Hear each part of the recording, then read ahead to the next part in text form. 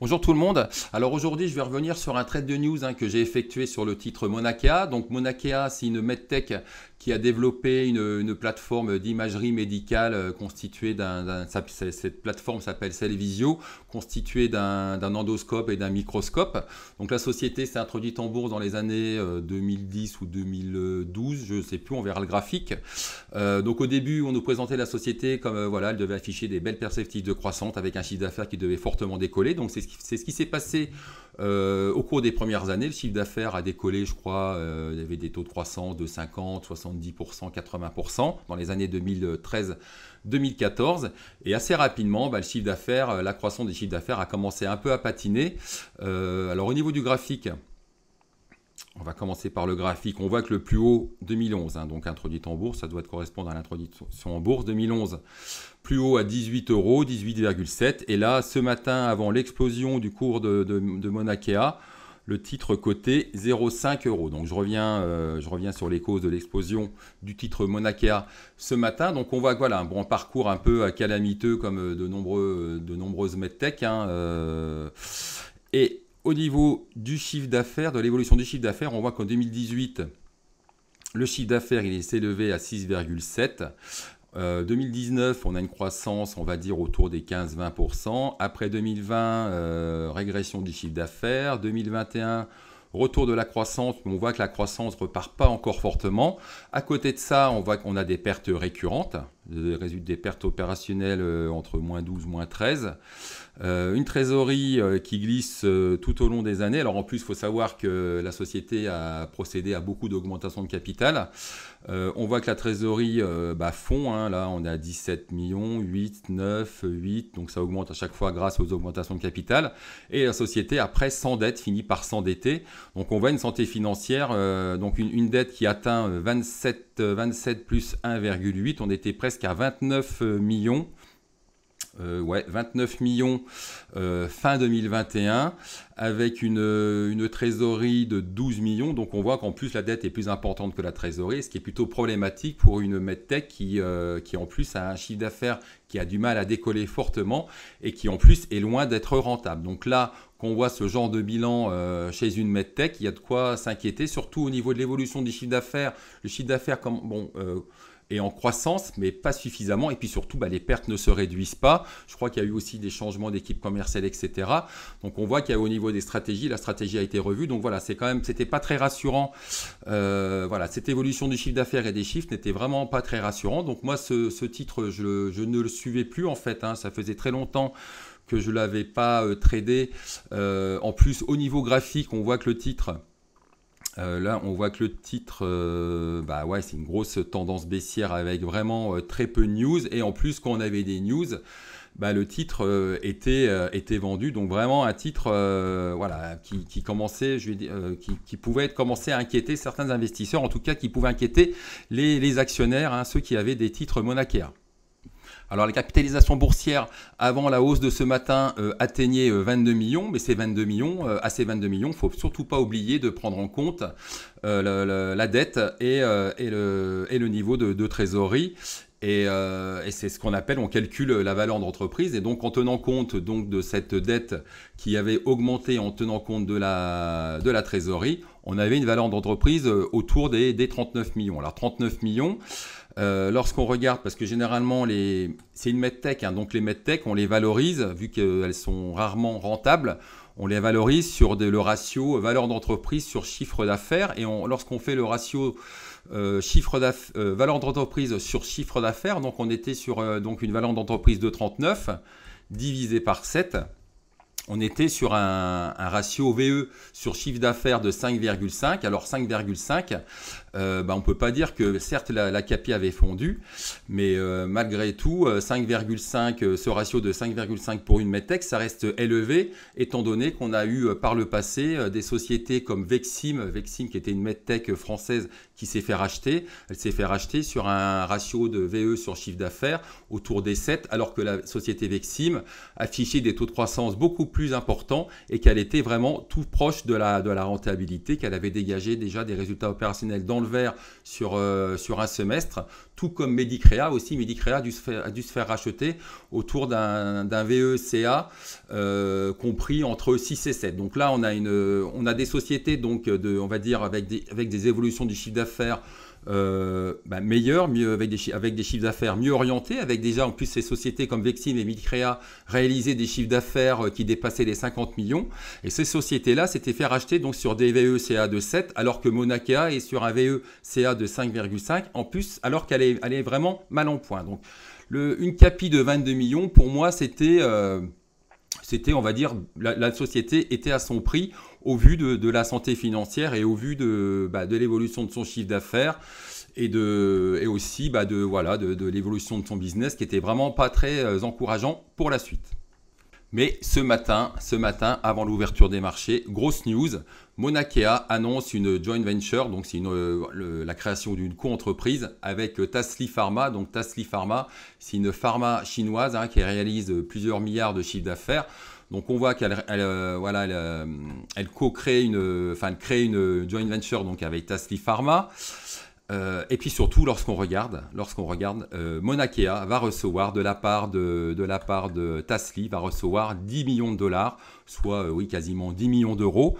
Et en plus, Tasly s'engage à acheter des quantités minimales de systèmes et de sondes Cellvizio pendant 5 ans. Donc ça veut dire quoi? Ça veut dire que là, Tasly Pharma vient au secours, ou alors on va dire que Monakea signe un partenariat historique avec Tasly Pharma, dans la mesure où Monakea va toucher 10 millions d'euros. Donc 10 millions d'euros, lorsqu'on regarde ce matin, avant l'ouverture des marchés, la CAPI était de 22 millions. On avait une société, Monakea, qui était, on va dire, avec une santé financière délicate, avec de l'endettement, une trésorerie qui n'arrêtait pas de fondre. Donc là, la société va... donc Monakea touche 10 millions en signant un accord avec Tasly Pharma.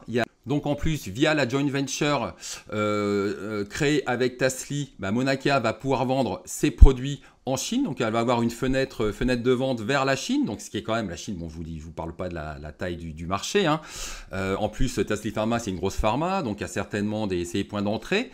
Donc voilà, c'est une grosse news. Donc je vous dis 10 millions d'entrées, 10 millions de cash pour Monakea, qui couvre 10 millions, ça représente 45% de la capitalisation boursière avant l'ouverture des marchés, c'est-à-dire l'ouverture, enfin la CAPI c'était 22 millions avant l'ouverture ce matin. Donc là ils vont toucher 10 millions, donc ça représente 45%. Une joint venture avec potentiellement un décollage des ventes des systèmes Cellvizio en Chine.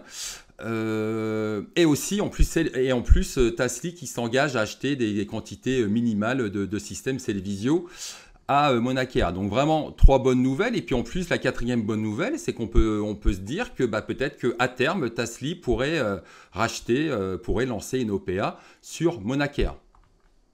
Donc moi, quand je vois ce genre de news, je me dis que le titre devrait exploser. Surtout, il y a l'effet surprise parce que le marché s'y attendait pas, donc on a l'effet surprise.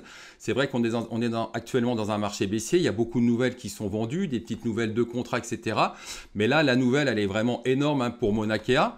Elle est énorme dans la mesure où elle va apporter une bouffée d'oxygène à Monakea au niveau financier et potentiellement on pourrait avoir des ventes qui pourraient décoller en Chine. Donc moi derrière, qu'est-ce que je fais? Donc j'en informe mes abonnés avant l'ouverture des marchés et je prends une ligne de Monakea à l'ouverture. Pourtant le titre va ouvrir, donc le titre coté 0,5 et il ouvre à 0,58. Donc je prends à plus 15. Mais je me dis que cette news devrait être vraiment fortement saluée par le marché. Et voilà, donc je prends la news et puis je me dis que de toute façon c'est une news qui va dans l'esprit des investisseurs, ça va sauver à terme Monakea. Monakea va recevoir du cash, bouffée d'oxygène pour Monakea. Ça va faire de nouveau rêver les investisseurs pour éventuellement peut-être de futures ventes, un futur chiffre d'affaires qui va décoller. Donc tout ça devrait apporter pas mal d'essence au titre Monakea et c'est vraiment ce qui se passe. C'est vrai que le titre prend 82%. Alors moi, j'ai pris à Donc, je vous montrerai les avis d'opéra après. Donc, j'ai pris à l'ouverture. Alors, j'ai pris, je crois, 10 000 titres. Alors, 10 000 titres, c'est bon, c'est une petite ligne par rapport à mon portefeuille. Mais en même temps, vraiment, le titre était faible, n'est pas toujours liquide. Alors, évidemment, je savais qu'il y aurait des gros volumes, mais j'y suis vraiment allé prudemment. Ça ouvre à plus 15. Je me suis dit, si ça redescend à plus 10, peut-être que je renforcerai ma ligne. Mais en tous les cas, je vais y aller prudemment, étant donné que le titre ouvrait à plus 15. Et bon, je m'attendais vraiment à une grosse hausse, mais je me dis peut-être que ça va pas décoller tout de suite et peut-être que j'aurai l'occasion de renforcer un peu plus bas. Alors finalement, le titre a ouvert au plus bas et puis après il a fini par décoller. Alors moi j'ai pris des gains assez rapidement, je crois autour des 0,68 et puis après j'ai vendu le reste de ma ligne autour des 0,70. Il y avait la MM200 qui gênait. Et ça a un peu patiné au début et puis après j'ai fini par tout vendre. Et puis après j'ai tout de suite regretté. Bon après c'est toujours facile après coup parce qu'après j'ai revu le communiqué. Je me dis putain mais ce communiqué il est assez incroyable et le titre voilà a pris 80%. Donc cette hausse de 82%, bah, pour moi elle est largement justifiée au vu de cette news pour Mauna Kea qui est une news historique et qui va vraiment aider à court terme la société Mauna Kea d'un point de vue financier et aussi peut-être permettre à la société de vraiment faire décoller son chiffre d'affaires en Asie. Alors, est-ce que là, après la hausse du titre Mauna Kea, une hausse de 82%, est-ce que je suis passé à l'achat pour le moyen terme? Est-ce que je pourrais passer à l'achat sur le titre Mauna Kea pour du moyen terme? Alors, si je refais mes calculs, donc la société va toucher donc 10 millions d'euros, donc on arrondit à 10 millions, hein, c'est 10 millions de dollars, mais bon, on est à la parité, hein, donc on va arrondir à 10 millions. Donc 10 millions, si je regarde la valeur d'entreprise en tenant compte de cette trésorerie de 10 millions, on avait déjà 12 millions, donc là on va ajouter ces 10 millions, donc on a 22 millions. 22 millions, la dette est toujours de 29 millions, donc on est sur une valeur d'entreprise de 48 millions. Allez, en considérant que le chiffre d'affaires va être autour des 8 millions sur 2022, 48 divisé par 8, ça nous donne une VE sur CA de 6. Bon, ça me paraît encore bien valorisé. Bon, effectivement, au niveau de la santé financière, c'est beaucoup mieux. La société donc s'est renforcée financièrement. Mais voilà, pour que je repasse à l'achat, il va falloir quand même que la société démontre qu'en Chine, elle parvient à vendre via sa joint venture, qu'elle parvient à vendre avec Tasly des produits Cellvizio. Et si elle parvient à vendre, bon, peut-être que là, on aura donc un retour d'une forte croissance pour Mauna Kea. Mais dans l'immédiat, d'un point de vue fondamental, moi, c'est vrai que ça donne une bouffée d'oxygène à court terme. Je pense qu'il va falloir continuer. En tout cas, moi, je vais suivre le titre de près, puisque c'est vrai que c'est quand même un accord historique pour Mauna Kea. Donc peut-être que le cours de Mauna Kea pourrait encore être porté par cette news sur les prochaines séances. Mais d'un point de vue fondamental, on est toujours sur un VE CA autour des 6. On a...